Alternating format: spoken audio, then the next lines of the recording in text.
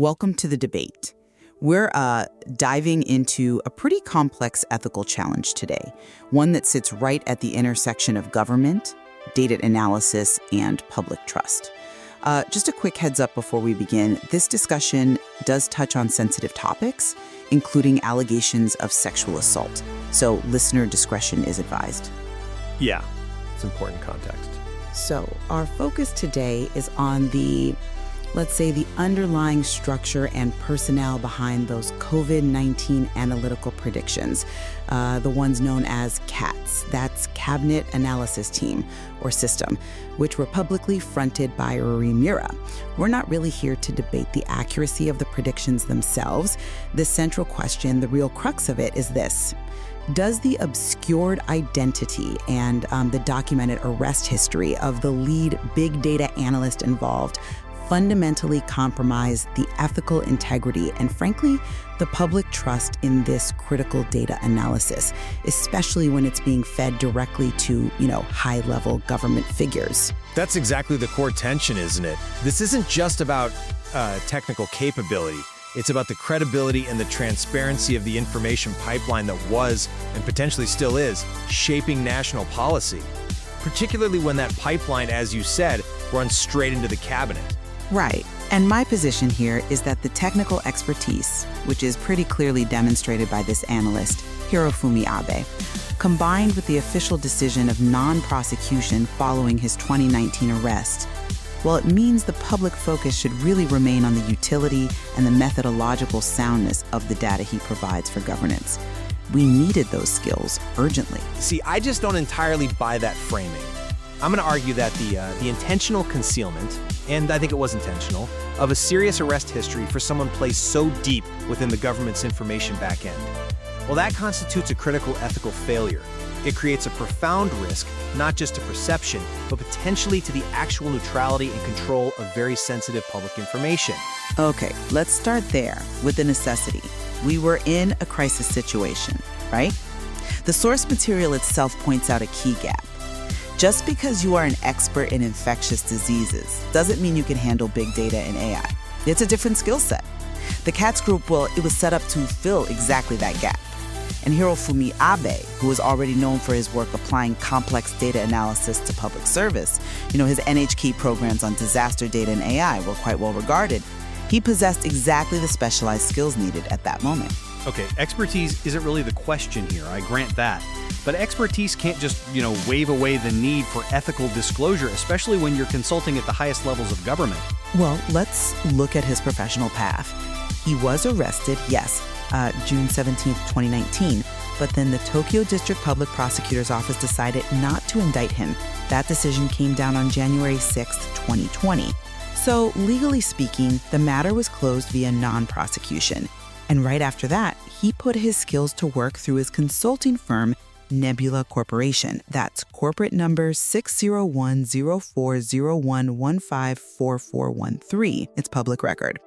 He took on critical roles analyzing data, first for the cabinet starting in 2020, and then later for Keidanren in 2021.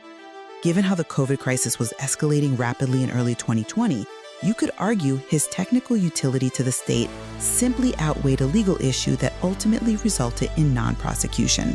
I see the timeline, yeah, but I draw a completely different conclusion from it. The issue for me isn't just the past event itself, and let's be clear, it was serious. Grabbing and pushing down a woman on a sidewalk in Tokyo back in February 2019. The central problem is the active concealment of this history, combined with his current position of, frankly, immense influence. I mean, think about it. We're talking about an AI scientist arrested for a sex crime, who then finds himself working closely with influential ruling party figures like Tatsuya Fukuda of the LDP, and situated, as the source says, at the back end of the cabinet. That just screams security and ethical liability to me. You keep emphasizing concealment, but I have to question how truly concealed he actually was. Okay, but look at the public relations around the CATS models. Often supported by big names like the Nikkei Shimbun, right? They consistently refer to him only as Abe-san, Mr. Abe. Meanwhile, other collaborators, named in full. That feels unnatural for a formal, high-profile project. It strongly suggests a deliberate effort, a fear of Mobian identity exposure. among the project runners. Why intentionally obscure his full name if the legal issue was truly irrelevant and closed? To me, that signals a failure, a breakdown of ethical disclosure. Okay, but assuming a, let's say, minor public relations choice implies some grand conspiracy, that feels like a bit of a stretch, doesn't it? I'm really not convinced it's minor. Because deliberately obscuring the identity of a powerful data analyst with this specific history, it makes you wonder if the ruling party, or maybe the group's leadership, was trying to cover it up on Mike Ishii? And if they're putting political convenience or smooth PR ahead of basic ethical accountability, well, that sets a really dangerous precedent for government consultants handling sensitive data. But his professional identity is public record. Abe is the representative director of Nebula Corporation. That's easily verifiable through Medi's corporate database, standard stuff. He's also appeared publicly, giving presentations like one in late 2021 on analyzing disaster impact with big data. And what's more, his full name, Hirofumi Abe, does appear on the websites of key political collaborators. So while maybe some media outlets used Abe-san for, journalistic shorthand, which happens all the time in Japan, calling it evidence of a conspiracy to hide him seems overstated. Shouldn't we focus on the actual analysis provided by his corporation rather than reading so much into how his name was presented in some articles? But focusing only on the technical output, while deliberately ignoring the person who is selecting the data, shaping the inputs, controlling the analytical flow, that is precisely the problem. Which brings us to the bigger ethical risk here: the control of information. The source material explicitly warns that this scenario fits the classic example of bad ethics. It even calls it the worst-case scenario. Look, the danger isn't necessarily about predicting future behavior, right? The ethical danger is that an individual with this specific, sensitive history holds what's described as a privileged position. They get to collect, select, and interpret vast amounts of sensitive public data. They potentially control the framing and the selection of the information that lands on policymakers' desks. We spend so much time debating public policy for tracking sex offenders, things like GPS monitoring. This feels like the exact inverse. We're potentially granting privileged data access and control to an individual with that kind of history. That's a powerful point about public trust. I won't deny that. But we also have to consider the practical reality of big data analysis. The process itself, especially when you bring in AI and predictive modeling, it demands incredible methodological rigor. And Abe demonstrated that rigor, didn't he? In his NHK work, applying data to complex national issues like post-disaster reconstruction. The parameters for data selection in these huge predictive models, they're typically driven by technical requirements, by algorithmic needs, not by someone's personal agenda. Plus, this analysis wasn't done in a vacuum. It was used collaboratively with other known figures like Muta and Fukuda, and the models themselves faced intense public scrutiny through that media push he mentioned. So, suggesting he's somehow unilaterally manipulating national policy data based on a non-prosecuted arrest from years prior, it feels speculative.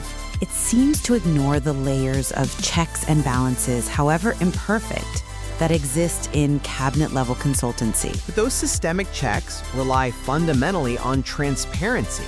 If the key stakeholders, oversight bodies, maybe even the public, don't have the full picture, the full background of the person running the analysis engine, how can they properly evaluate the inputs or the potential for bias? Which loops us right back to the very suspicious timing of his employment.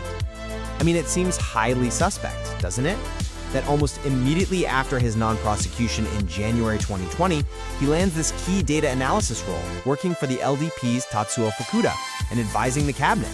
You'd think his history would trigger, at minimum, extreme caution, possibly even exclusion from roles involving this level of trust and sensitive data access. Yet he was seemingly fast-tracked right in. To me, that strongly suggests political connections might have played a role, perhaps connections that even helped facilitate that Momakeshi you mentioned, bypassing essential ethical vetting. Well, I see the timing differently. Less as political fast-tracking, more as national necessity. Look, after the non-prosecution decision in early Jan 2020, the COVID crisis exploded. There was an immediate, almost desperate need for sophisticated predictive modeling capabilities that, let's be honest, the government probably didn't have in-house. So Abe, with his very specific, niche expertise in applying AI and big data to public service and disaster scenarios, he was exactly the kind of resource the government desperately needed at that moment. Setting up a corporate consulting arm, Nebula, was a logical professional step for him to deploy those critical skills during a national emergency. So the timing reflects the crisis demand for that unique expertise, not necessarily some coordinated political maneuver. Okay, but regardless of the demand for skills, when you take an individual who was arrested for a serious offense, put them in a privileged position where they control information flowing directed to the government, and then you make efforts to obscure their full identity from the public, you are clearly prioritizing political utility, or maybe just convenience, over fundamental public trust. That willingness to sacrifice transparency right at the back end of power, that's the most alarming part of this whole CAD structure for me. Public trust is absolutely foundational, I agree. But effective governance, especially during a massive public health crisis, it requires using genuine specialized experts, even if their backgrounds aren't spotless. The legal outcome here, non-prosecution in early 2020, has to be weighed very heavily alongside Abe's demonstrated technical skills, which were undeniably critical during the pandemic. So I still think the primary metric for evaluating his role has to be the utility, the effectiveness of his analysis for informing government decisions. It's undeniable there's a real tension here between what might be seen as political necessity and the demands of ethical transparency. It really leaves us grappling with a difficult question.